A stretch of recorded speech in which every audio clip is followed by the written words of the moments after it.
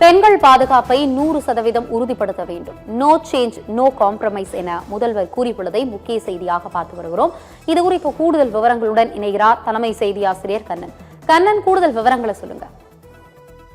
ஆனந்தி, சென்னையில் இன்று மாவட்ட ஆட்சியர்கள் மற்றும் மாவட்ட காவல்துறை கண்காணிப்பாளர்களின் மாநாடு இன்று நடைபெற்றது. இந்த மாநாட்டில் நிறைவாக உரையாற்றிய முதலமைச்சர் விஜய் பல்வேறு மிக முக்கியமான உத்தரவுகளை பிறப்பித்திருக்கிறார். அதில் பெண்கள் பாதுகாப்பில் எந்த விதமான சமரசமும் செய்து கொள்ள முடியாது என்றும், முதலில் எஃப்ஐஆரை பதிவு செய்ய வேண்டும் என்றும், பெண்கள் குழந்தைகளுக்கு எதிரான குற்றங்களில் எஃப்ஐஆர் பதிவு செய்யாமல் இருப்பதை சகித்துக் கொள்ளவே முடியாது என்று கடுமையான கண்டனத்தை தெரிவித்திருக்கிறார். மற்றொன்று, மாவட்ட ஆட்சியர்களும் மாவட்ட காவல்துறை கண்காணிப்பாளர்களும் நேர்மையுடனும் உண்மையுடனும் செயல்பட வேண்டும் என்றும், மாவட்ட ஆட்சியர்கள் மனு வாங்குவதோடு நிறுத்திக் கொள்ளக்கூடாது என்றும், களத்திற்கு நேரடியாக செல்ல வேண்டும் என்ற உத்தரவையும் முதலமைச்சர் விஜய் இன்று கலெக்டர்கள் மற்றும் காவல்துறை கண்காணிப்பாளர்கள் மாநாட்டில் உத்தரவு பிறப்பித்திருக்கிறார்.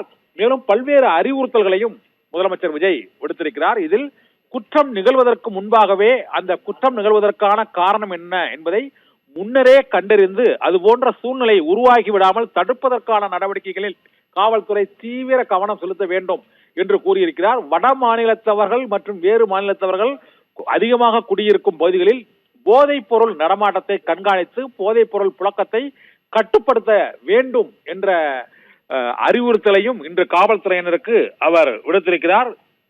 மேலும் மாணவர்கள் மற்றும் குழந்தைகளின் பாதுகாப்பில் முக்கிய கவனம் செலுத்தும் வகையில் ஒவ்வொரு பள்ளிக்கூடத்திற்கும் அருகில் உள்ள கடைகளை தொடர்ச்சியாக கண்காணிக்க வேண்டும். பள்ளிக்கூடத்திற்கு அருகில் உள்ள, கல்லூரிகளுக்கு அருகில் உள்ள கடைகளில் போதைப் பொருள்கள் விற்பனை மறைமுகமாக நடைபெறுகிறதா என்பதை கவனிப்பது அந்தந்த பகுதி காவல்துறை அதிகாரிகளின் மிக முக்கியமான வேலையாக இருக்க வேண்டும் என்ற கேள்வியை விடுத்திருக்கிறார்.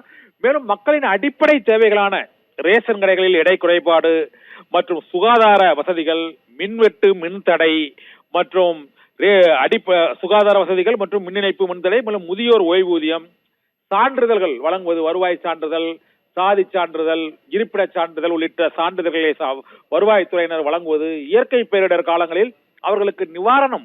உங்கள் சத்யாவில் ஃபுல் மூன் சேல் காலை 9 மணியிலிருந்து இரவு 12 மணி வரை மே 1 ஒரு நாள் மட்டும் வழங்குவதற்கான நடவடிக்கைகளை துரிதமாக எடுத்துச் செல்வது ஆகியவற்றில் மாவட்ட ஆட்சியர்களும் மாவட்ட காவல்துறை கண்காணிப்பாளர்களும் இணைந்து செயல்பட வேண்டும்.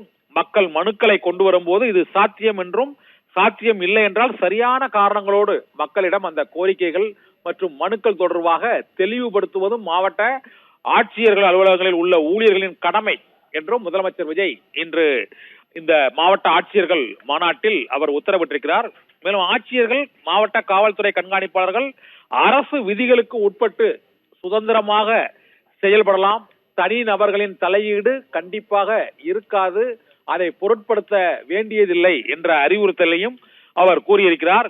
மேலும் கோயில் திருவிழாக்கள், அரசியல் பேரணிகள் மற்றும் பொது நிகழ்வுகளின் போது நெரிசல் சம்பவங்கள் மற்றும் பாதுகாப்பு குறைபாடுகள் ஆகியவற்றை தவிர்ப்பதற்கு பொதுப்பணித்துறை, அறநிலையத்துறை, தீயணைப்பு மற்றும் மீட்புத்துறை, வருவாய்த்துறை ஆகியோர் ஒவ்வொரு முக்கிய நிகழ்வுகளின் போதும் காவல்துறையினரோடு ஆலோசித்து முன்கூட்டியே பாதுகாப்பு ஏற்பாடுகளை மேற்கொள்ள வேண்டும் என்ற வேண்டுகோளையும் உத்தரவையும் முதலமைச்சர் விஜய் இன்று மாவட்ட ஆட்சியர்களுக்கும் காவல்துறை கண்காணிப்பாளர்களுக்கும் அவர் விடுத்திருக்கிறார்.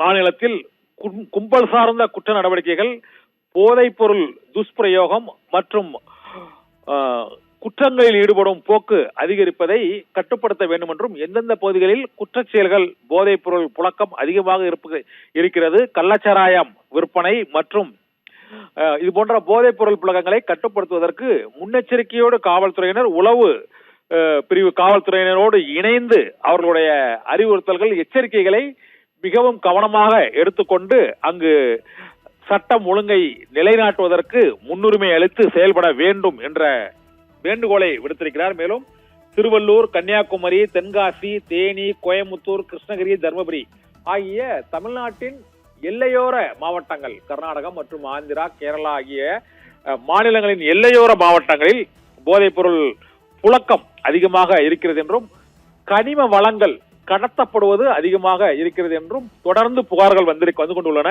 அவற்றை மாவட்ட காவல் கண்காணிப்பாளர்களும் மாவட்ட ஆட்சித்தலைவர்களும் தீவிரமாக கண்காணித்து எல்லையோர மாவட்டங்களில் கனிம வள கொள்ளை நடைபெறுவதை தடுப்பதற்கான நடவடிக்கைகளில் மாவட்ட ஆட்சியர்களும் காவல்துறை கண்காணிப்பாளர்களும் இணைந்து செயல்பட வேண்டும் என்ற உத்தரவையும் முதலமைச்சர் விஜய் பிறப்பித்திருக்கிறார். காவிரி, வைகை ஆகிய ஆற்று மணல் படுகைகளில் சட்டவிரோத மணல் கொள்ளையை கண்டுபிடித்து கடுமையான நடவடிக்கை எடுக்க வேண்டும் என்ற உத்தரவையும் முதலமைச்சர் விஜய் இன்று மாவட்ட ஆட்சியர்கள் மற்றும் கலெக்டர்கள் மாநாட்டில் பிறப்பித்திருக்கிறார். ஆனந்தி.